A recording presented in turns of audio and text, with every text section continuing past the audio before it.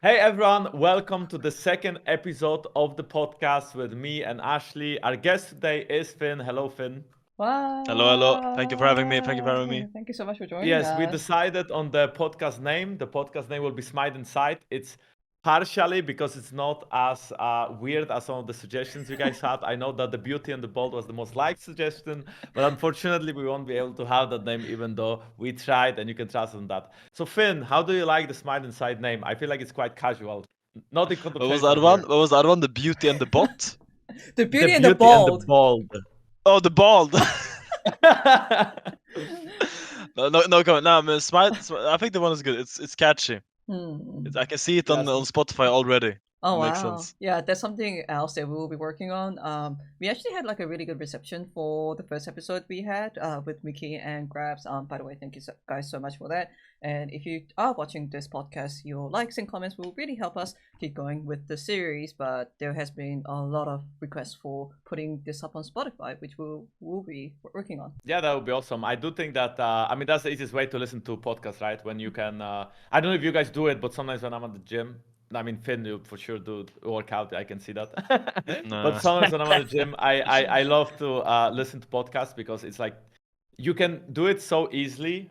So, you know, if you get podcasts on Spotify or other websites that allow you to listen to them while doing other things than just like sitting at your PC, Yeah. and when you are not stationary and moving around, I feel like that's very helpful. And it's Yeah. always nice to listen to smart people. No. Are you calling You yourself like smart? Oh my god. I like listening to smart people because then I feel like I'm smart as well. Like only one for only that moment it feels nice. Nah, I would like to confidently say we probably have like 2.5 people who are like 2.5 smart people in this podcast.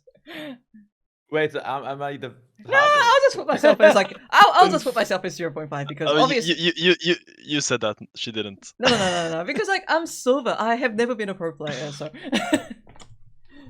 okay. Yeah, but you interviewed a lot of pro players. I mean, you definitely spoke to Faker more times than we did, so that's Okay. that's like Are you a jealous? yeah. No, I'm just joking. Yeah, I guess it's also true.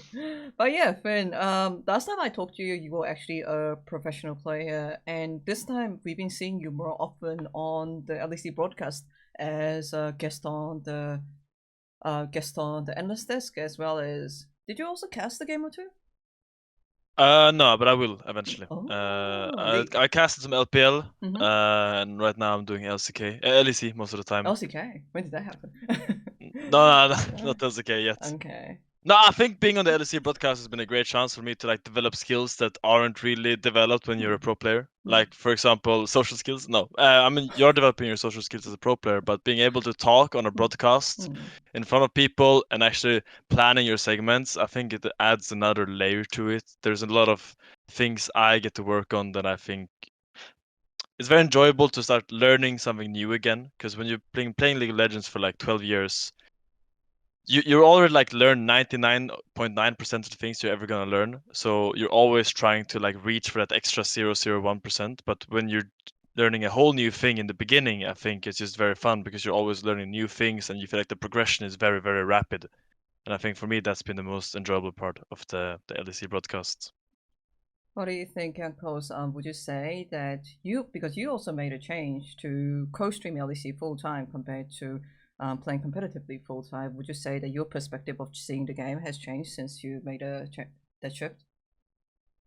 Honestly, I'm not so sure. I've been playing for many years, and I also do enjoy the change of from becoming a full-time player to more of a, I wouldn't say a caster really, but a co-streamer and a streamer overall, right? I also do solo queue. I also do the whole thing with Rudy Sykes. I will dominate Steam, and then I also do LEC co-streaming. I'm enjoying all of it. I think it's a nice change in my life as well. The pace I feel like is still high as when you are playing in LAC. Finn can probably confirm, but you don't really have any free time, right? Like you are constantly going from one speed to another. Assuming you win, actually, because if you lose, then you have a lot of free time, which sucks. But if you win, then you don't really have free time, right? So I'm enjoying the change of the pace, even though I'm working a lot. I think last month only in January, I streamed like over 220 hours. Oh wow. But I still feel like even though I put so much work, I get to, you know, meet my parents, meet my friends, meet my family. So there's a lot of positives that I associate with me not currently competing. Mm. And I also do enjoy watching games with the chat. I enjoy interacting with the chat. So I mean, for me as well, the change is quite fun. And yeah, having a lot of work still, but enjoying it so far.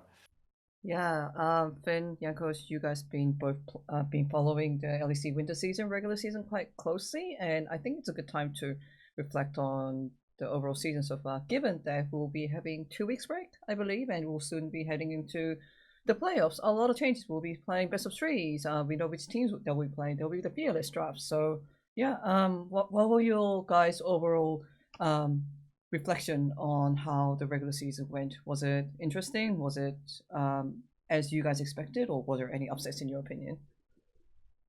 I think when the league started, everyone kind of shared this mindset that there was like a top 5 and a bottom 5, and that was pretty like set in stone. With G2 struggling, but I think now leading into these last weeks, I think it's a bit more uncertain because I think GX kind of had a fall off. They kind of started playing poor. I think the last 2-3 games I saw them play, they were kind of sloppy. And I think Vitality started having like a rise. They started like, because I think Vitality had a lot of really good early games, but they just threw a lot of the games. And I think the last games they actually just beat good teams as well. So I think it's gonna be very, very interesting coming into playoffs, which teams keep their trajectory and which teams actually like develop new skills. Because G2 has been looking good, KC has been looking pretty solid, although on and off here and there. And the favorite still should be Fnatic when you just look at it as a whole. I think like for Winter Split, they just kept most of the players from last year, and they just added Mick and Upset, which are like 2 insane players. So for me, those are like the clear team to look out for. But I think it's still very up in the air, like who's right below them. Yeah, I think I agree with Finn a lot. I also felt like we had top 5, bottom 5, and I also feel like GX over time just didn't look as confident. I wonder if this is also the cause for team loses. I feel like when you have only BO1s, right, and currently we have only BO1s in LEC, and then you lose many games or you win many games, it can very much snowball into you seeing yourself as a strong team and seeing yourself as a weak team. So, for example, Rogue, right, that started with a win against Team Heretics, and their games, I feel like throughout the season, progressively got worse, and you could see how players lost their confidence and how players just became shell of their former selves. And, you know, players, I think like Larsen and Patrick, for example, looked worse and worse over time than they did in week 1 of LEC, right? And it could be other teams improving as well, but it could be Rogue losing every single game besides that game 1, and then that snowballing. Same as SK Gaming, who I don't think SK Gaming is the most talented roster, and in the end we will not see these teams until Spring Split.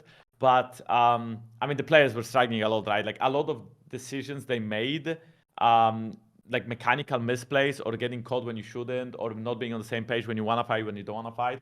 Like this is the mistakes that Fnatic don't do, right? They are very confident in their calls, and even sometimes when Razorg is going in maybe slightly too deep, the team is following him because 9 out of 10 times he's playing completely flawless and he's playing so well, right? So I think team trust is something that you build over time, but you might need time to rebuild it. And the easiest way to rebuild it is to win games. But if you don't win games, it's like a very big loop of you just constantly getting worse and worse. And then on top of that, if you don't even win scrims, which I don't know if these players do or don't, right? That can just lead to your own self-esteem being quite low and you not really being able to bounce back. And I don't know what Finn thinks about it, because I've been in teams where that happened, namely Heretics even last year. I think there was like a time where we lost maybe 30 out of 35 games in a row in scrims in a way. And that just like completely ruined our confidence, even though I see myself as a very confident player and I think I'm the best when I play. Still, at that time, I was like, shit, what if we are not that? What if I'm kind of bad? You know, what if I'm boosted? And you shouldn't be too egoistic, but in the end, ego does help you perform. What do you think, Finn? Yeah, it's for sure this kind of negative feedback loop where you lose games, you lose confidence, and you lose more games. And I think especially in a team, I think SK is one. I think SK and Rogue are quite different teams, skill-wise. Because actually, a lot of the times when I was talking with players after games, is they were saying like, "Wow, I'm surprised Rogue is doing that bad." I actually thought they were like I think most of the players I talked to after LEC games, they said they think Rogue is better than their stat line, their score line. And I can definitely see that because there's just so many good players on that roster, players that had won championships and like had a lot of success over a lot of time. But the issue when you join teams with a lot of strong personalities and you start losing is that maybe people are bad at picking up their teammates. People are really like centric on what they think they should do, and they think that what they should be doing is correct, and that the rest of the team is not doing their idea, and that's why they're losing. And if you have like a team with like 2 or 3 people that thinks like this, it just becomes this kind of internal cluster mess that it's just really hard to untangle. So I think what Rogue really needs right now is just like a flat reset, and they really need to like coming into next split, they need to rethink what their actual goal inside the game is. Because I feel like right now there's just a lot of ideas floating around, and no one is really taking charge, and no one is saying this is what we're doing. Because I feel like they're just when I watch Rogue play, I feel like they're just running around without a plan in mid game. It's like 15 minutes hits, and I don't know what Rogue is doing. Like Jonghoon is opening for bot lane, Malrang is just farming his Krugs, and then Larson is like, or like Patrick is dying on a mid wave. It's just like very very messy all of it, and I feel like there's just no structure in those teams. And when I watch Fnatic play, I feel like the moment the play is over, they're so fast at opening on one side. They're so fast at playing to one side instantly. Instantly after the play is over, they just know exactly what's the next point. And I feel like that's what separates them from the other teams is that Fnatic always plays with a goal in mind, but like the lower standings teams, the lower you go down the standings, I feel like the more teams they just kind of click their champions and farm their camps or waves. And it's pretty hard to watch sometimes.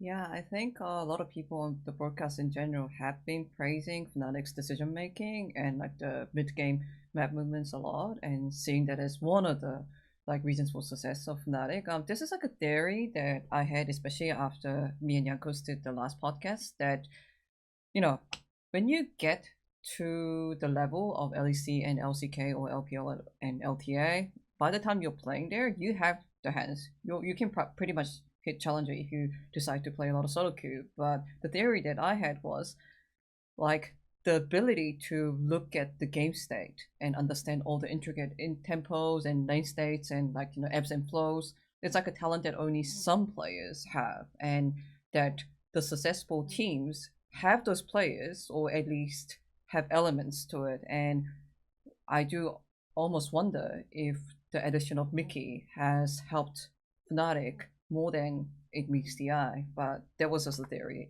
that I had, and I'm not a pro player. I've never been a pro player. What do you guys think? No, I think it definitely does, right? I think that I mean I had similar experience in 2022 to 3 when from G2 I went to Team Heretics. I played with very different players, right? And I felt like when we already had something established in G2 back then, I could bring these ideas to my new environment, and they were normally at least decent ideas, as it was working in like a top tier team, right? So it was working in a top tier team. It's probably something that maybe a bottom team is lacking. So Fnatic was already a top tier team before Mickey went there. I mean, maybe not compared to like T1, but when we only think about Europe, right, they were constantly being in the finals against G2 esports and constantly getting leads in the early games and then constantly losing and throwing the games every single time. But now they do feel rejuvenated, and they are looking great. I mean, they were looking great already last year, like I mentioned, but I feel like now they don't make those mistakes in mid games, and they actually close the games correctly. And like Finn said, they are very much on the same page. They always open on the same side. They're together. Yeah, sure, there's some games where I still feel like there's some disconnections. Like, for example, this one game I can bring up, we already spoke about a bit last week, but that one game with Vi on Razork, he seemed to constantly go in way too deep when his team couldn't follow him, and maybe he didn't think as much of like where his teammates are. But then when he played against KC just 2 days ago, he was amazing. Every engage was landing, every Q was perfect, every flash was perfect, every ult was perfect. Like, he completely carried the game with Mickey. So it was beautiful. It was such a joy compared to his last Vi performance to this Vi performance he just had against KC, right? So I feel like Fnatic will be the team to watch in playoffs overall, but I do think that Mickey is a big factor as to why Fnatic feels so smooth in the mid-late game now. Question for me is, can they repeat these performances in playoffs? Can they repeat these performances in BO5? And when does like the honeymoon phase end of adding a new player? Or is Mickey the kind of star player that Fnatic actually needed? And because of him, because of his ideas, because of how he works as a person, and because of what kind of conversation does he create within the team environment, can Fnatic push themselves to actually win a championship? Which I think, by the way, people like Upset and Razork definitely deserve the first championship. So I would, definitely look forward to them winning a split or two this year at least. Wait, Razork never won a championship? No, he did not, but my he's God, a that's great jungler, so he crazy. should. Yeah. He's been good for so long. I don't know, Finn. What do you think? Yeah, I mean, what I think a lot of about what the Humanoid said in the interview is that last year I think he said that when they got leads, they were so scared of throwing their leads that they kind of like became passive in game. It's like when they would get these massive leads from just good early game, maybe from Humanoid or from, I mean, back then Noah and John was really strong in lane, and Razork is very, very, very smart in the early game. Yeah. But then they always felt like they could not finish these games out because they kind of got too scared. They got too like stagnant in how the game was playing out. But now, I think Mickey's biggest strength is that he's never scared to start a fight. I mean, we've seen it. This man, there's not a scared entity in his body because he like if he thinks they need to be fighting, he will make sure a fight starts anyway. How? And I think that's like what he brings to this team is that when he knows he's stronger, when he knows his team is stronger, he will make sure a fight happens so they can actually capitalize on them being stronger. Because it doesn't matter if you're way stronger than the enemy team if you're not fighting them. Like you're both just farming and you're kind of scaling evenly. So you really need to snowball the game. You need to keep transitioning these leads into good fights, and I think that's what Mickey brings that they maybe didn't have in the same manner last year. And if you combine that with the fact that the rest of the league, I mean, last year I think G2 was just like by far the best team in the league, and I think right now I think that's more debatable. I think they lost some key parts. And I think when you combine those two factors, I think Fnatic really should be the favorites coming into playoffs. Because, I mean, sure, I think G2 Fnatic will probably be the most exciting game, and that will be the deciding factor of who wins the title. But I really don't see G2 like matching Fnatic across the board as easily as they did last year. Yeah. Oh, how come? Because it just feels like it's like dead taxis. G2 versus Fnatic finals again. Yeah. But we will talk about every KC single and year. we will talk about KC and Koi very soon. But yeah, staying on the topic for now. Yeah. I mean, I think Casey and Koi are definitely exciting, and I think it's good that they're showing so much progress. But I just feel like when it comes to these long playoff series, I think maybe they won't have the same longevity as current G2 Fnatic has. I mean, maybe Koi has, but I'm not sold on Casey until I see them like beat G2 or Fnatic in a best of 5. I think they still have so many. When I look at Casey, I just feel like who is really leading this game, and that's what I saw against BDS. Is that when they're not getting leads, I feel like they kind of lose track of what's important in game. Because I don't know if you guys watched the KC BDS game. It was pretty tough one for KC. Yeah. They drafted the Nidalee, which is a big taboo in Europe. Yeah, And they lost every game. yeah. Except for 1-1-3. 1-1-3 game, yeah. But he lost another one, so 1-1-3 is the GOAT. Yeah. I mean, he's playing very well, to be honest. That game you mentioned, like I mean, I don't want to like disturb you here, right? Yeah. But I also watched that game. I think it happened. Was it yesterday? I think it was yesterday. Yeah, it was days ago, yesterday. right? The BDS against KC, and I felt like I mean, BDS had honestly just the better draft if they don't fall behind the early game, and then they just had to group and every objective they did, and then KC was never like really on the same page. Like it felt like KC was that game was disconnected, and Targamas and Yike didn't work together as much as they did other games where normally they're on the same page. And of course, Kalista is like the star player of this team, I feel like. And they still defeated BDS bot lane 2v2, right? They still got kills out of the bot lane, but then they were always like slow on rotation. But I think that could be the power of Yike on a champion where he's faster, when he can control the pace of the game, and then Yike on a champion where he's playing from behind, and not because he necessarily made huge mistakes, but because Zyra pace of farming camps is so much quicker than Nidalee's that from minute one, unless you cheese Zyra and you invade her, she's gonna control the pace of the game. And if Zyra makes good plays and consistently stays ahead and especially gets kills that even snowball her further, Zyra is always gonna be first. And this is, I think, what I saw in this game. I just saw Zyra being always first on the objective and literally doing everything that I couldn't match because he was never there. I do think if these two teams would meet again in a fearless format, for example, I think KC is for sure winning 100%. But this is actually the next topic a little bit, because we are talking about all these teams competing with each other, but they will be competing with each other in a BO3, BO5 format now, but also in a fearless mode. And this is interesting because a team we haven't spoke about is MKOI. And they have this one top laner that you played against, Finn, and he's called Merwin. And that guy is a psychopath when it comes to top lane champions. And I love to watch him play because I think he was like by far the best I enjoyed watching in Europe so far as a new champion. But I also feel like already when he came in the league last year in January, he played Varus top lane, which was like not that common back then, right? And he was quite dominant against tanks and he was building a lot of pressure for his team.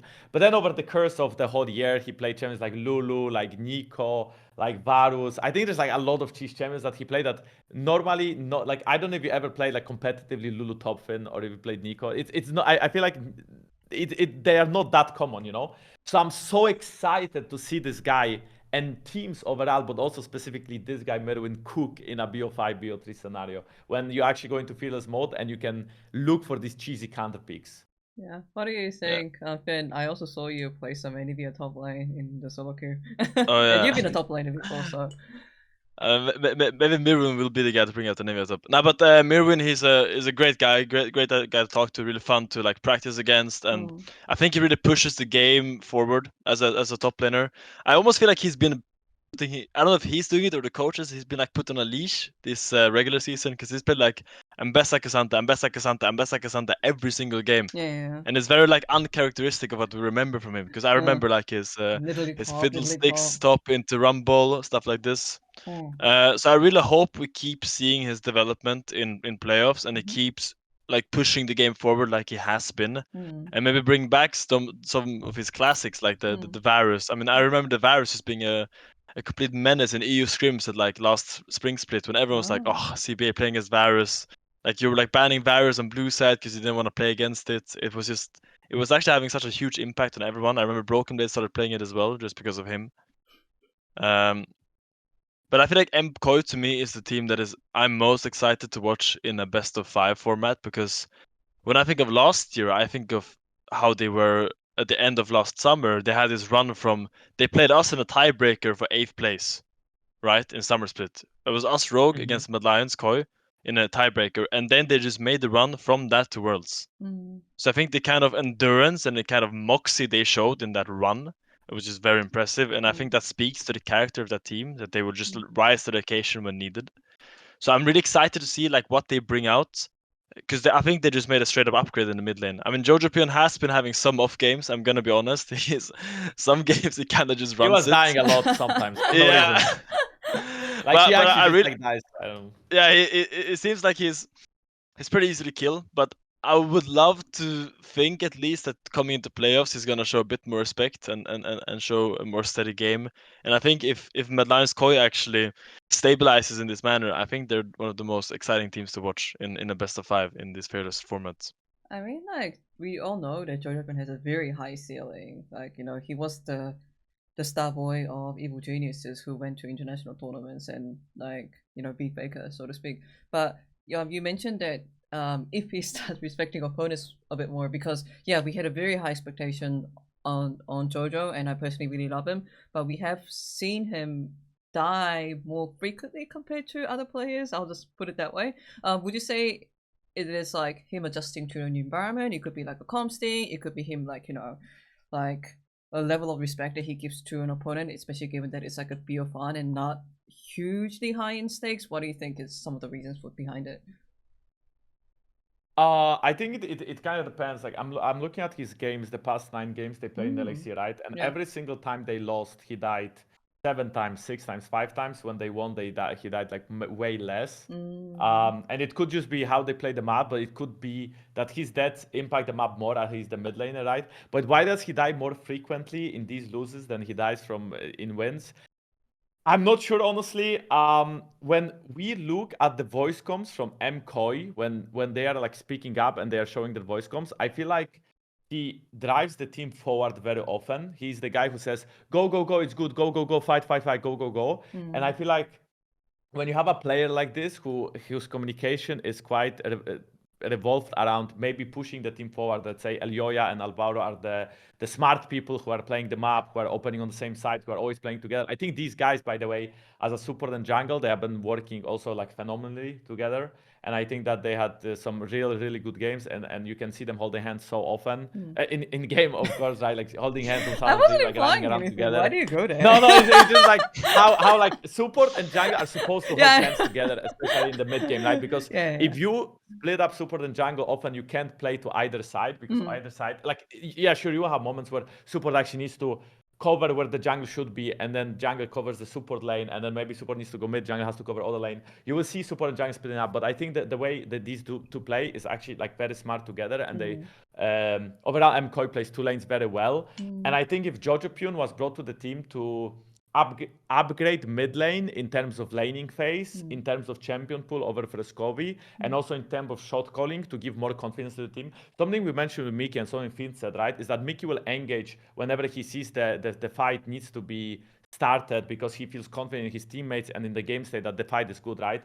And I think that this engage not only happens from you going in, but the engage can also happen from you speaking up very confidently in game, like go, like, oh, this is so good, such a good fight, go, or like no matter what, we fight here in like 10 seconds because they will like walk in, or if they walk in the river, we go now because it's a good fight, or we want to turn on Nashor at this line because we will win the fight, you know what I mean? So confidence can be not only from like the player actually making the fight no matter what, but also from the player speaking confidently. And I know some players can do that. And I feel like Jojo maybe is trying to, as he's still somewhat of a fresh player, right? Maybe he's trying to take that leadership in the team and try to like shot call at least team fighting or map movements. And that can also make player die from my experience when you are focusing too much on the map and too much on like which way to go and where to like go. You may be face shaking a brush that you shouldn't face shake because you're super in jungle. Like maybe it's a good play, but it's a good play in 10 seconds when you're super in jungle, actually face shake that brush, but you shouldn't because you will get one shot, right? I mean, sometimes he's just like going to deep and dying, right?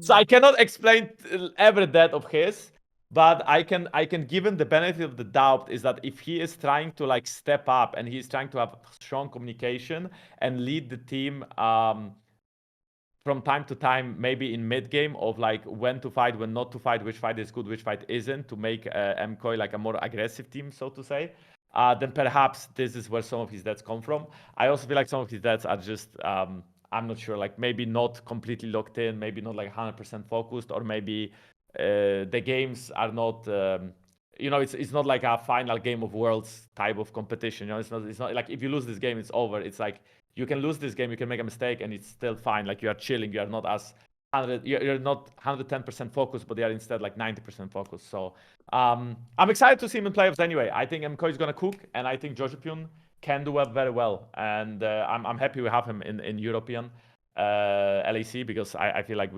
it's gonna rise the level of the region overall. The more talented players, the more young talented players we have. Yeah, I think a thing that you said that I want to touch on is that in a way I think this kind of confidence that he brings is kind of contagious in a way. Like if one guy is just giving the whole team confidence, the whole team just gains from that. I like think back of when I played with I remember 2020 I played with Larson, and when Larson had like 3 items on a seer, he would just say like any fight is good. If you start a fight, any fight is good. And then my mind would just go to like, okay, how can I start a fight? How can we get a fight going? And I think having players that just infuse your team with their own confidence, I think is the kind of things that brings the whole team upwards. I think Mickey said the same about Humanoid in an interview recently. He said that when Humanoid is strong, he says, I'm going to carry this game if we just play around me. And it's just so nice to play with a player like that just infuses you with his confidence. and it kind of elevates your own play in a way, because it makes you think, okay, how can I help this guy carry the game in a way? And I think when you look at teams like Casey, I wonder if they have the same kind of thing, because when I look at Casey, I just don't see who in that team is the kind of guy that like brings everyone up. I mean, it should be Yike, right? It should be Yike. But Vlad is so young. He's so young. Kalist is so young. Targamas is not known to be the most talkative, maybe like spiritually increasing kind of guy. So I wonder how they will perform in that kind of atmosphere when it comes to playoffs, when it comes to these like really crunched game 4s, game 5s, when everyone is stressed, everyone is tired, everyone is like, we have to win. I really wonder how Casey, if they will rise to the challenge, because I can see them doing it because they have so much star power. But I really am curious. Like, I want to add a little bit add to yeah. that, if you allow me, Ashley. I feel like I wanted to talk about Targa a bit. I think he got too much. I mean, okay, he did. Okay, basically, I think the player changed a bit from last year to this year. I know in voice comms there was like a lot of controversy around Targamas, but I actually think he does speak up in games, in my experience. Like, he was never like the most talkative in G2, but he's not just a passenger, so to speak. Like, you have players that don't actually talk that much, and then they just like let themselves be carried by like the higher voices. And it's normal, by the way, because in every team you have people that talk more and less. But I actually think I want to give some credit to Targa. I don't think he was like as I do think him and Yike can lead the game, and we saw it multiple times. And I think these are like very big voices. And I know for a fact that Vlad is a big voice as well. So he's probably like the third shot caller, or even like the three of them probably mainly talking. And what Finn said is also very true, that when you have a player that sparks confidence in you, the game becomes easier. And I do think that for younger players with maybe not as much experience, you actually need to be ahead in the game to have that confidence to carry. And maybe this is why I can see in their wins look so much more solid than they do in games that are even at, let's say, 15 minutes, because players don't have the same amount of when they don't have the same amount of items, Leadership? they just don't feel as good. The what? Sorry? Leadership? Yeah, well, they don't maybe take as much leadership when they are not as ahead. I mean, I just didn't want to use the word confidence again, right? But if you have 3 items, an enemy has 2 items, and you know you are very strong, and you know you will carry the fight, and you say that, right? Like, everybody's going to play around that fight, but let's say it's 15 minutes in, and you are 1k gold behind. The game is naturally so much different, and maybe you were not in that situations before, because let's remember that last year when Yike was playing, and very often he had Caps with him, Mickey with him, BB with him, Hans with him, right? And these players, for a fact, do bring a lot to the team as well. So maybe he didn't need to make all these complicated decisions in a whim to carry a game, because maybe Caps would do it, or BB would do it, for example. And the same thing goes to Targamas, right? Like, as much as KC was not doing that well in the first spring and winter last year, they were actually doing way better at the end of summer, and they were trying to make it to Worlds. They were trying to get enough points. They didn't, but they also had a very similar roster. They just had Upset and Targamas. Now they have Kaliste and Yike over closer. So yeah, I am curious how we will see. I really hope they bring their best form into this Fearless draft and into the playoffs, because I mean, I love Fnatic G2, and I love that we have the Dynasty and the Kings and everything, but I really wish we had some fresh blood, and GX, I don't know, GX, I'm losing hope. I feel like GX was really good at the start, and I think they look best when Closer is playing a champion that initiates, and a champion that I'm kind of jumping the teams now, but I might as well just cover all of them, right? I think GX Closer is looking very good on like this initiators, and then every time they play more carry-oriented style in the jungle, it feels like it is not working as well for them. And then, against G2, Noah and June made a mistake, and they traded against Zyra at like a very bad timing, and then they lost the game, and now suddenly GX lost so many games, right? And they are 5-4 when they started so well with 4-1. So yeah, I don't really know how they are gonna do in playoffs. I don't think they are gonna be that great. I think they're like the 5th best team we have, which is still good, but not as good as G2, Movistar, Koi, Karmine Corp, and Fnatic. So I'm hoping that they can cook something up, and I'm hoping that we will see the best of them. But going back to KC again, they will get experience in Winter Split, and I don't expect them to like win first place in Winter, but I think by the end of the year there will be a good joy to watch for sure. And like joy to watch as of contender for first place. Like just to briefly touching up on the subject of confidence that both Finn and Jankos brought up a lot. I was recently doing an interview with Doran, who joined T1, and T1 has been performing really well. I think they beat Genji recently, and one of the things that Doran told me is he feels like he really fits into the team because in this team, if one person goes in, I'm going in, then everyone just follows without hesitation and just like matches that initiation with equal confidence. And he attributes that to the success of T1. And I just feel like, of course, it is also really important to minimize risk and make sure that, oh yeah, if I'm making a certain play, then I'm calculating the cost and return, but it is also equally important to have that confidence and also the rest of the team backing up that kind of confidence, especially given the Araka meta where skirmishing and winning skirmishes a lot really, really rewards you, in my opinion. But going back to the theory at the beginning of the podcast that perhaps there are some players that know the game state and also can influence his own understanding of the game to the other players. Would you possibly say that Fnatic might possibly have this? G2 would obviously have it because they have BB and Caps, and we seem to be also seeing it in Mad with the case of Elyoya and possibly Jojo, but we're not as sure whether we'll see it in KC, and this might also be missing in GX. Would there be a possible conclusion to that? I don't know, or like an analysis of it? So you're saying basically you need someone who's him. Yeah, You just need that guy who's him. You need him, yeah, exactly. I don't know. I mean, because I you feel like mentioned that there might be something that KC is missing when it comes to especially best of 5, and that's also another thing that I linked here, perhaps, possibly. Yeah. I don't like categorizing players in him and not him. I think it's way more fluid. I think it's way more fluid than that, and I want to iterate that I don't think KC is bad by any means. I don't think they have they're lacking that factor.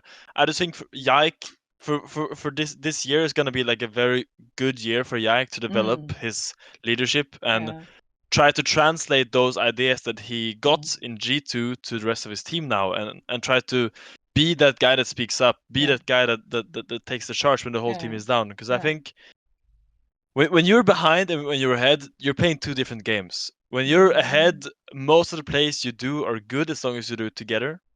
But when you're behind, you need to kind of problem solve and theorycraft what your ways back into the games are. You kind of need to play on your vision. You control certain bushes that people can't step towards, or you try to theorycraft. Okay, how can we play team fights in a way that we can actually win? Who doesn't have flash? Can we trade flashes? Can we force flashes? You kind of have to think of really creative ways to claw back into the game. Maybe you trade sides. I think having this creative mind when you're behind, it relies on the people never losing confidence in their teammates, and it kind of relies on people always being cognizant of what their opportunities are. And I think it's really easy to fall into this oh, we're losing, we just have to farm it out, but that's just not the way to think about it, I think. And I think we need to see Yike in KC kind of take charge in this direction. And I think he can do it because I think Yike is a really, really talented player. He's a really, really talented player, great guy as well, and really charismatic. I think he can do it, but he needs to develop that experience. And I wonder if he will see it in winter. But I really think coming into summer, K-Corp will be one of the most exciting teams to watch. Before I bounce it off to Jankos, I just wanted to quickly add that I do have a tendency to criticize a team that I like more because I'm always worried how they're gonna fail, if that makes sense. So that's what I was getting at KC because I also love a lot of the players there. But yeah, Jankos, is there anything else that you wanted to add in the subject of confidence on whether it's too binary to say it's him or not him? Yeah, I wouldn't say it's him or not him, but in a way, I do think that there can be him. You don't need him, but if you have him, it is very helpful. I think every player can take the leadership role and can learn it over time. This is getting deep. Especially a young person that is, let's say, 19, 20, whatever, over time can build that level of confidence and be able to lead a team in these crucial situations, because in the end you just need someone to make those decisions, and you need someone who understands macro on a deep enough level to be able to maybe not like macro manage everybody, but at least give you like an idea. And then as long as you go through these processes in scrims and you know, let's say how to play Nashor, Attack, Drake, and how to play the map, you will be fine in these late game scenarios, because it's gonna come down to like micro and team fighting, right? Like your team fight understanding, but also like how you press your buttons in team fights. I think often when we go into late game, and let's say we are watching teams like Escape play it out against Fnatic, this would be like the most extreme example. But let's say you have Escape Fnatic, and imagine that the game is even at 20 minutes and you have a team fight and the goal is completely even. I'd expect Fnatic to win the team fight, right? Because you just think that they would just play it better because they are a better team, because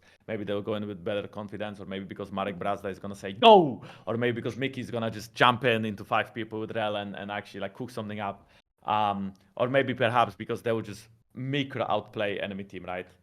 I don't actually know where I'm going with this anymore, but yeah, I think that I think that everything like plays to a bigger level of confidence, be it your hands, be it your experience, be it your confidence in the game. And I think that as much as I do love K-Corp as well, and as much as I think they will be a great team, and I think already they are a good team and they are very exciting to watch. I'm just a little bit worried that when we have a BO5 and we go into potential game 5 against G2, and G2 was there like 1 million times, and KC as a team is there for the first time. Maybe Skumon doesn't have as much experience, but you know, Caps and BB were there at Worlds, at the Messiah. Like I would expect these two to be able to lead the team better than players that are just starting. Yeah, I think K-Corp definitely the team to watch in the long run. But I want to talk a little bit about Vitality as well, because I feel like they've been actually ramping up by the end of summer. And I think for me, Nako is a very exciting rookie, and I think Shajik a big surprise. I thought Shajik would struggle coming into the LEC, but he seems to work really well. But the big problem with Vitality right now is that someone always dies bot level 3. And it's either Vitality bot lane or the enemy bot lane. And right now, that's kind of been the deciding factor of whether they win games or not. Because I feel like every time I watch Vitality play, there's an all-in level 3. And either Hylissang dies, or Karsa gets like a really crazy double kill or something. And for me, it's a bit too dependent on them right now to make things happen, because it's just hard to judge how good team really is when something like this happens every single game. And that just has such a high impact. I mean, Nako got solo killed by a lot last game, but I still think he's had a really good start for the LEC. He came in, I think he shows a lot of promise. He's very confident. He's not scared of fighting. And I think when you judge a rookie, I think there are some rookies when you come in and you see them actually like second think every single decision they take. And I think if you always double think, second think, triple think every decision you take in game, you're just like always one step behind. And for me, that's the most important. When I see when I think of good rookies, I think of like Vlad and Jackies last year. When they came in with confidence, and they came in and they showed what they want to do. And for me right now, that is like Nako and maybe Stend. I think has been impressive as well, in that manner. When I think about what strong rookies has been in winter.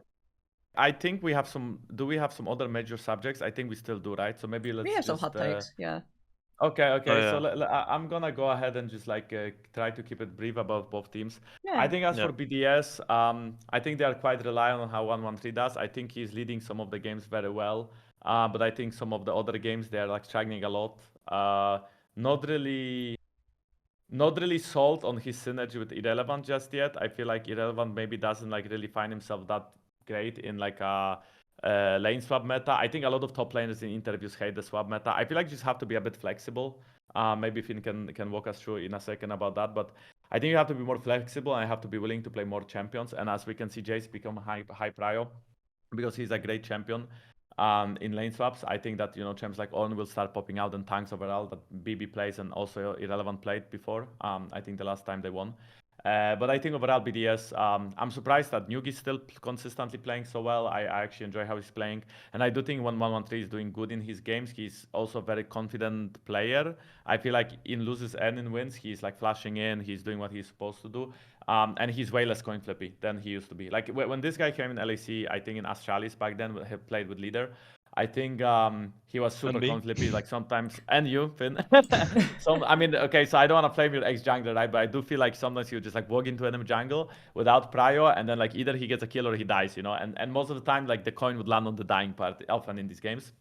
But I think right now he's actually playing quite well, and he improved a lot in IRLs, I suppose. So I'm very pleasant to see him spamming less emotes, being less annoying in that aspect. But also playing consistently well on these matchups, even getting a better OVI yesterday. As for Team Heretics, I think their changes were very. I mean, they just bet on rookies, and I think it was a good decision. I feel like the team is rejuvenated. I feel like the rookies are bringing some exciting games. As much as I do feel like Camilo is one of the worst mids we have in the region, I still feel like Team Heretics doesn't give up. They have these games. They have only 3 wins, right? But like, I think 2 of those three wins is from games that were looking very lost, even against MKOI, being like 7k, 8k gold behind. But then they see that one team fight and they take it, and they don't actually just like fall over the way Rogue does, where like when Rogue starts losing a game, you will see Larsen scaling and not fighting for 25 minutes, and then somebody is gonna get caught and the game is gonna end. With Heretics, I feel like they will still try to like take those fights, some of them, and they will still try to make peaks, and they will try to like overload one side when they know they cannot fight objectives. Like when they see enemy team going for objective, they'll actually go to the other side. Like they are trying to be like proactively defending themselves when they are losing. And I still feel like their players are not as talented individually as some of our top teams and even middle of the pack teams. And this is probably why they are starting not so fresh, not so well. But even yesterday, which to my surprise, Flacket did good against Hans Sama. I don't know how that happened. Like Flacket is so bad compared to Hans. I gotta blame Flacket a bit because he flamed me so much on the broadcast. But yeah, I think even yesterday, Team Heretics bot lane got the better of G2 bot lane 2v2, which is so surprising. And Flacket actually had a good game against G2. It never happened with me in the team, so I guess that was the problem.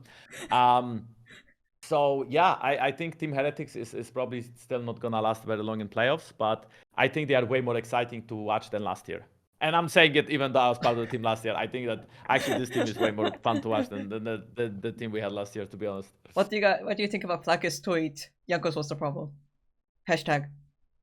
Yeah, I mean, okay, but the thing is, I'm in constant contact with that little rat, okay? So it's not like I don't know. I mean, like every second Maishik he was like, just flaming me and saying I'm the problem, But I know he misses me, deeply he misses me, I'm sure of it. But I also wish him a lot of success. As much as we love to banter each other, and yesterday I actually was in a solo king with him, and he fast started flaming me, and I don't know why is this Corky flaming me, but then I realized it's Flacket. So yeah, I think we have like good energy, and I also love to see his energy yesterday not on PGL, but like on the broadcast with BB. Yeah, I think like both of them are like really really good friends. So I think he's a fun guy, and I wish him success.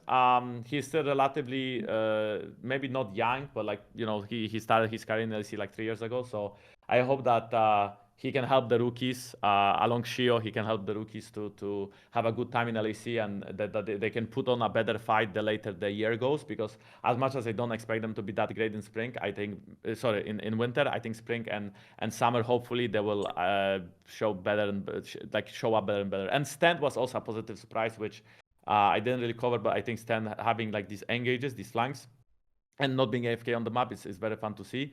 So yeah, I think Team Heretics overall, as one of the bottom teams, they are actually fun to watch. When I don't want to name some of the teams that are not fun to watch or were not in the past, but we had teams that were 7-8 plays before, and they were like absolutely like boring to watch. I think Team Heretics are still making it like somewhat fun, so that's very nice. Appreciate it. Yeah, fully agree. Actually, that Heretics MKOI game was like completely insane when they just came back, but it was like a 1 kill per minute game against MKOI. And like that solo kill level 1 Camilo versus George Pune, both were like 1 HP, and then George Pune dies to the minions or some shit. Like that was a crazy game. I really do like them. I really do think we need to see more from their solo laners. I think the team is overall pretty good, but I think their solo laners they need a lot more experience and a lot more guidance in game. I think especially to start making their own plays. I feel like they're always just following, and it kind of turns bad when you're always just following someone else's call. I would love to see them more, but it's gonna come with time, as Janko said, and I hope we see more from them. As we slowly head into the playoffs prediction, one last question about the Fearless drops. What are some other interesting like player champion combination that you think you might be excited for, or is actually valid to look forward to going into the playoffs? Like for example, Finn, is there anyone else other than Mirwin that we should be keeping our eyes out? Who's gonna play NDVR top list? What do you think? I mean BB. BB for sure is the most Yeah. exciting top laner. I think he's always pushing the meta forward in Europe. Like I think BB is by far the best top in Europe. It's like not particularly close. And I think he's good at playing the meta. He's good at playing different champions. He's always innovating. Last year was like he was the first one to start playing Rek'Sai top. I remember it was just tearing up everyone. Then everyone was playing Rek'Sai top. Now he's playing the Shogath every game. I reckon he'll be the next one to bring out something exciting.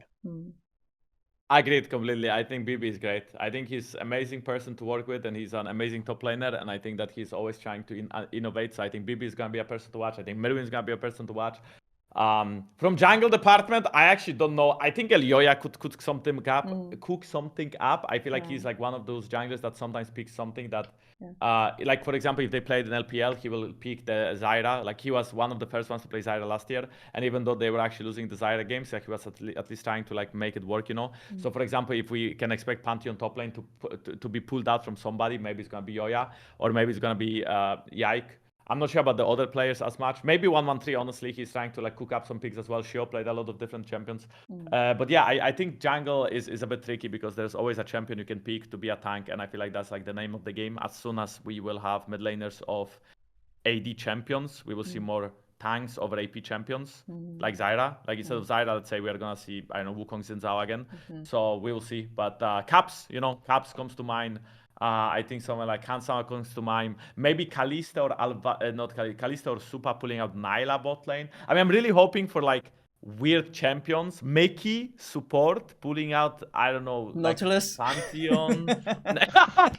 Yeah, for sure, by the way. Like, it's actually gonna happen. We are gonna go into a fearless draft. It's gonna be game 5. Everybody's gonna be excited. And then Mickey is somehow gonna end up playing Nautilus. And Razok is gonna somehow end up playing Sejuani. Or even though it's game 5 of fearless draft. Like, I can see it happening. Like, we are gonna be excited for like so many different picks. But we are just actually gonna see like all the tanks and bruises anyway.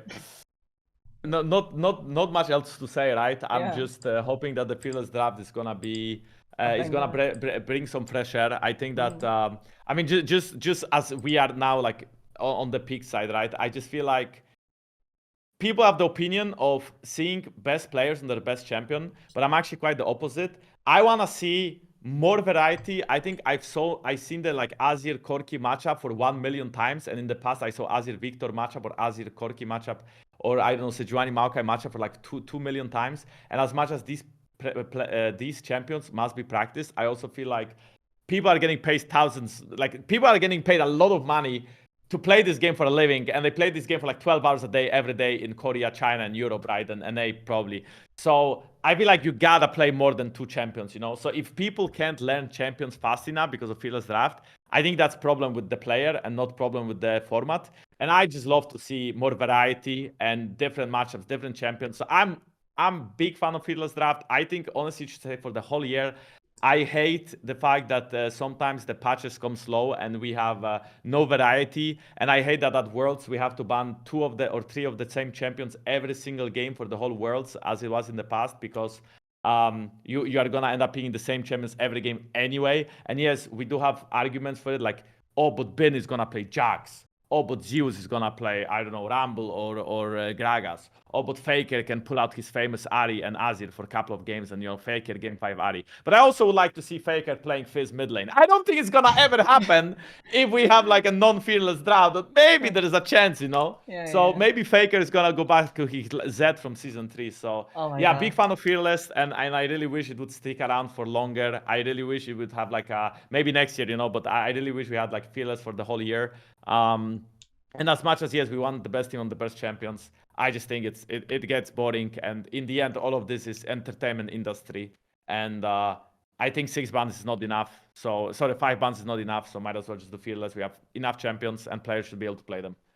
Yeah, I share your sentiment entirely. I really think if you have fearless draft for winter, it's like so mean or like so evil to just take it away from us for spring and summer. I would also want to see it, because I think there's a lot of ways to push fearless forward. For me, what I watched when I watched a lot of LPL is that what becomes important in the last games of fearless is the combos. Like, it's all about the like mid jungle combos, the bot lane combos, like all the combos you can figure out that just become the strong. Because when all the OP champions are out, it becomes more about what normal champions work really well with each other. So you start seeing the Nocturne Oriana, the Viari.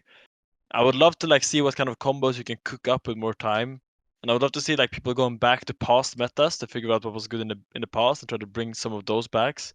I thought about like how 2020 you played a lot of Karthus jungle with Ornn mid, and this was like a really OP combo back then because you would have the self-sufficient Ornn with really great engage, and you would have Karthus ult to follow up. I was thinking about you could bring back all these crazy or cool combos from the past if you had a lot of time to develop your Fearless. But what we're gonna see is that Fearless is run for winter. People aren't gonna put effort into developing these things, and then people are just gonna go back to what we always see when spring and summer comes around. So I don't have that high expectations on winter Fearless. We're gonna see some fun picks here and there, but that's more because the players are fun, not because the format forces them. Isn't it crazy that we are only going to get 4 best of 5s for the LEC Winter? And Finn, you've been casting LPL, and they have best of 5s from the very beginning of day one. I don't know. Yeah, it's a bit disappointing, but we take what we get, right? That's how we always had in Europe. We take what best of 5s we can get. Yeah. In LPL, yeah, they're best of 5 every single game, and what happens in Fearless is that the OP champions gets banned on red side game 1, and then they stay banned the entire series. So even if we go to Worlds, that'd probably stay the same. Like you'll still see the same bans every single game, Yeah. but at least you would see different picks. That's like what you trade for it, right? Yeah, but you could also argue that whenever I talk to the different players on the top 5 teams, they're like consistently saying, and I know that people are going to immediately go into the comments and say copium, but all of them do say that, hey, this time we really wanted to not only get to an international tournament, but actually perform well there to be able to deliver against the Asian team, because that's what the regions has been missing, especially in the last, I don't know, 4 years, 6 years. Jankos, you tell me you were the last time that you beat like an Asian team in the best of 5, but yeah, but missing like that amount of best of 5 experience, especially given that the Fearless best of 5 is gonna be a completely different beast, sounds a bit crazy to me, in my opinion. But what do you guys think? Yeah, not enough BO5s. I also think Fearless is gonna be there for only 3 weeks, and we had a bunch of BO1s for another 3 weeks. It is what it is. We will have BO3s in, I believe, in Spring Split. It's not gonna be Fearless, but BO3s in LEC. I think that's gonna help with the amount of games. But yeah, not enough games has been the case for LEC for many years now. And yeah, I wish we had, we had BO5s at least throughout like the whole playoff run. But I understand it's not that easy. Maybe it's gonna change next year. I feel like we are still adding champions to the list, and it doesn't seem like Riot is thinking, at least for now, to increase the amount of bans, which I think is needed at that point as well. Maybe adding like at least 1 or 2 bans. So I think for the games to, for League to have like a breath of life, I think something has to change a bit, and I think Fearless is the step in the right direction, at least for the competitive League of Legends experience to, for people to really like enjoy watching it. Maybe not for Worlds themselves. I think for that half of the year of Worlds, maybe we keep the format as it is, and we have like their best players and the best champions argument. And then for the first half, I would like to see like full Fearless, both MSI and the first stand, and Spring and Winter. I think that would be really cool to watch. Finn, anything you want to add? Or I might slowly move into the, like, some of the hot takes, like regular season MVPs or something like that. I agree with everything you said. I think there's just not enough games, not enough best of 5s, not enough long series.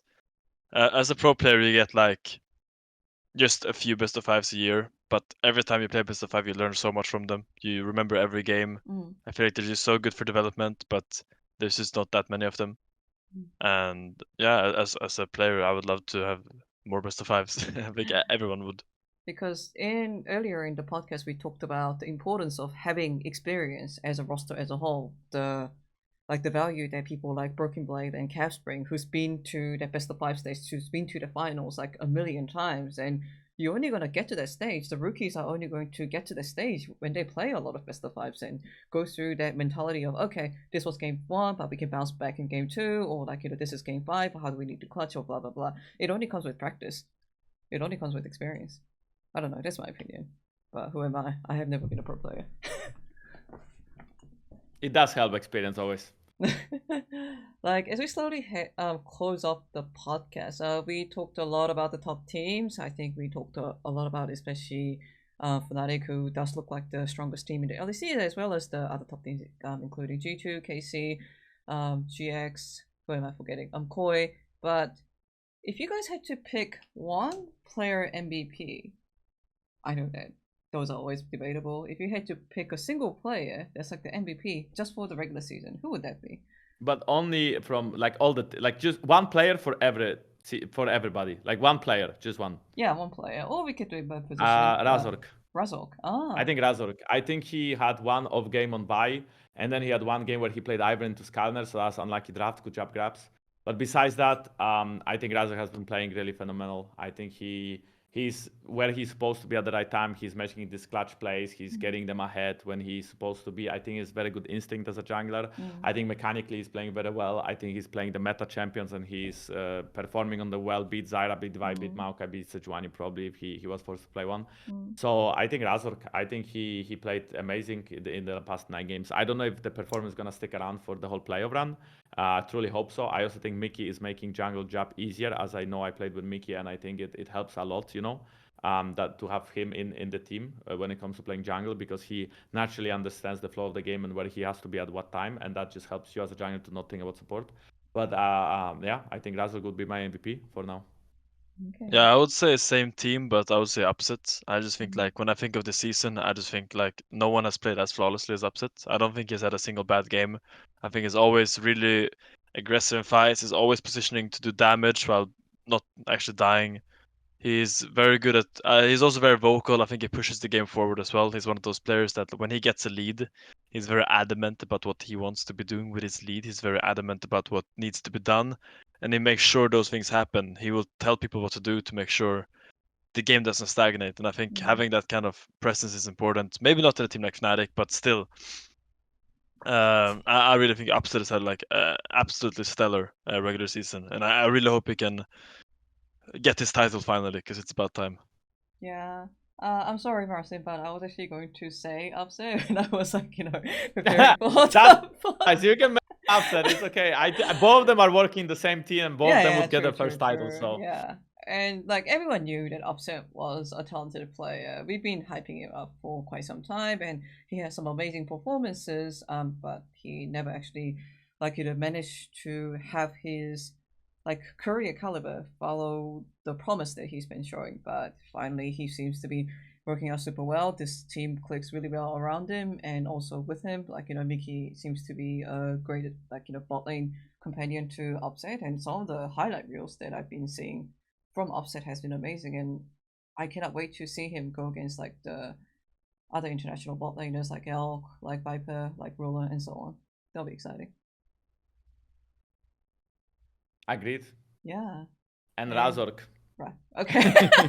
and Mickey. Yeah, Mickey. And Mickey. Yeah. It's like I who I feel bad for. I feel bad for Oscar a bit, because nobody mentioned, we mentioned Marek, but we never mentioned, or we mentioned Humanoid, but we never mentioned Oscar. I think he's just doing his job. Let's just give him the fact that he's okay. Yeah. I think he's griefing a lot of the lane swaps. I'm gonna be honest. This guy does so much in lane swaps. I think he should get some criticism and fix that, because I think he's really, really good.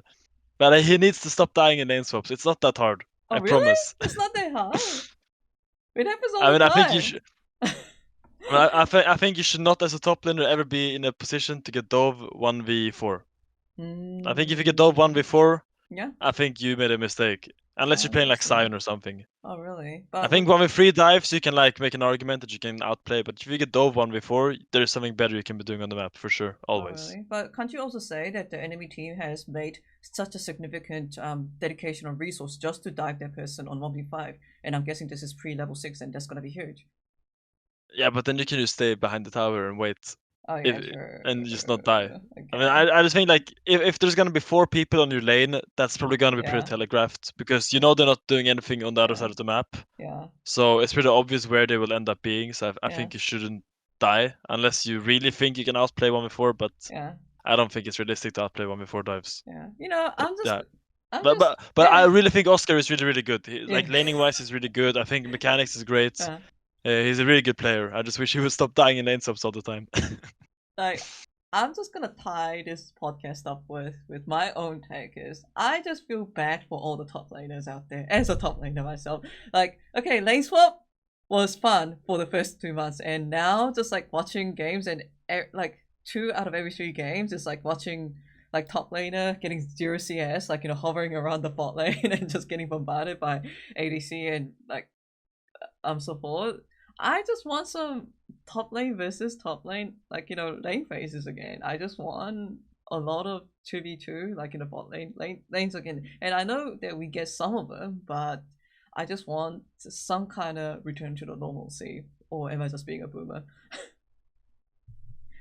No, I Yeah, I think mean- you're right, and I think Finn, you should take it. Yeah. You're on the Yeah. point. I mean, when you play top lane and there's like people just hunting you the entire game, trying to take your Yeah. tower, pushing you.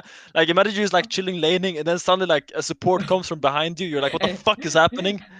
And it's just like you feel like you're always a target, and no matter where you go, Yeah. like if you go to a lane, and then suddenly your AD carry is Mm. like coming out of base, like, oh, you can base now. I'm gonna take this wave. You're like, okay, fine, sure. Oh, man. It's just like you're a second-class citizen when you play top lane, and I think that's just no one wants to be like that. We used to have it really good, but now, yeah. Shout out to all the top laners in competitive right now. I struggle with you. Yeah, feels bad, man. Feels bad. Yeah, I think it's painful to watch as well. I prefer games with no lane swaps, but it is what it is. I also think completely removing lane swaps is not good, because then we are gonna go back to the meta of like counter pick being so OP and overall just like lane dominant champions bot lane that T1 play, like Kalista, Caitlyn. It was fun Yeah. to watch in a way, right? I think these Mm. champs got nerfed anyway, but I feel like we might just see a lot of I don't think removing it in entirely as a whole is good, because it's just like you're removing a I want strat like that 5 can be to 1. I useful want for like 5 to teams. 1 or 5 to 2, you know? Like in a 5 normal Yeah, but and like 1 or 2 lanes with like lane swap. That's maybe. fine, but then we need to, like, Riot would need to figure out a way to make it so if you lane swap, you lose something and you will be put a bit behind, but you are still not gonna be put as behind as you would if you wouldn't lane swap, because the lane would be so oppressive top and bot. But as it currently stands, if you don't lane swap, you just lose, because if enemy lane swaps, you're gonna lose, and then you're not really getting any plates anyway, and then it's like all about jungle, and if you get invaded on the correct side and your jungle starts on the wrong side, jungle is gonna lose so much. And then you also need to make sure that, you know, you catch experience. What if enemy top laner is gonna cheese and so on, right? So I feel like right now the meta is quite a lot about just lane swapping anyway, even if your matchup doesn't necessarily always need it, but yeah. I just think something is really funny, because What? I think I remember when Riot added grubs to the game, you know? Yeah. Their argument was that they want something that top laners can fight for early game. They want an objective where it's around top lane, so top laners Yeah. don't feel left out. But what actually ended up happening is that if you lane swap now, even if you lose a few plates bot, you will always have tempo for grubs, because Yeah. your bot laner will naturally be around grubs. So that way, the addition of grubs kind of like enable lane swaps to kind of be stronger than it would be if there were no grubs. So in the end, by adding an objective for top laner, they just fuck top laners even more, and we're still getting getting the still, short by end the of the way, stick. 100% true. Like if you lane swap top and then you will be around top lane again when you lane swap bot and top again, like 6 minutes, perfect. Or you can see even when bot lanes are laning, they actually swap at like 5 minutes and then they just go top because of the grabs. But they are nerfing the grabs actually next patch. I don't know if that's gonna matter or not. I feel like maybe Riot should like make Drake and grab spawn at the same time.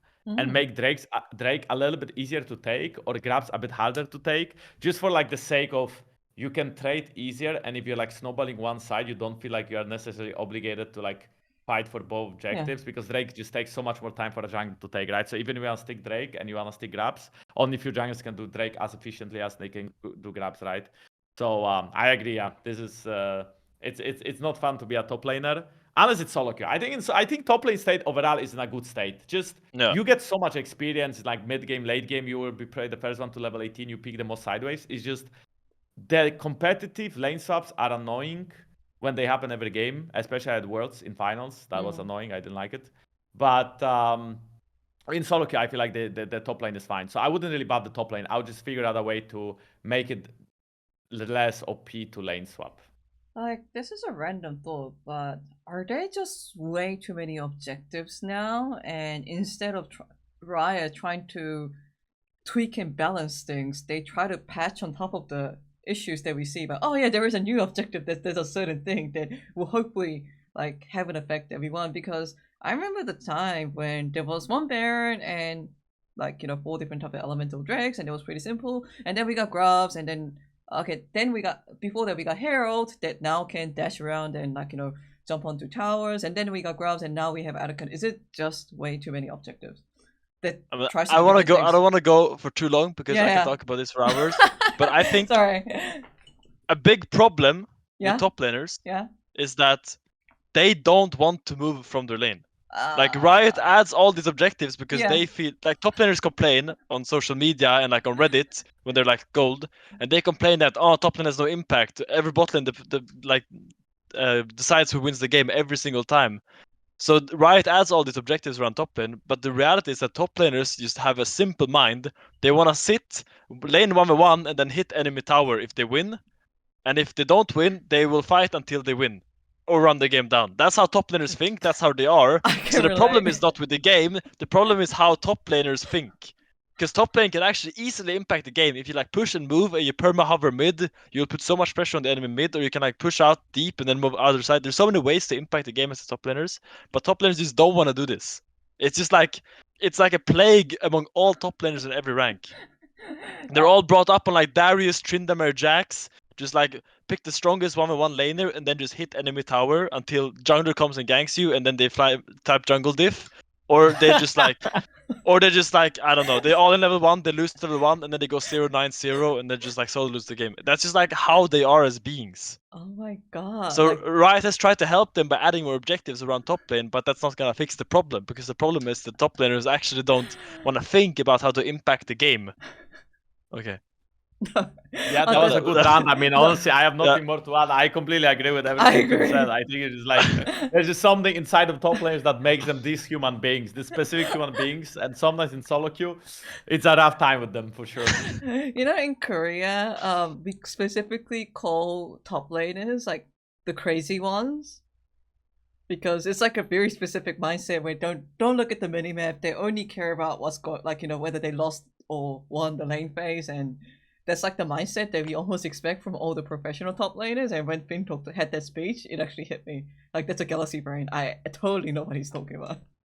Is it crazy or stupid? Like that's crazy. Like it's like mental. Like they're just like focused. They're like special. They're like dedicated to seeing the game in a very specific way. I don't know.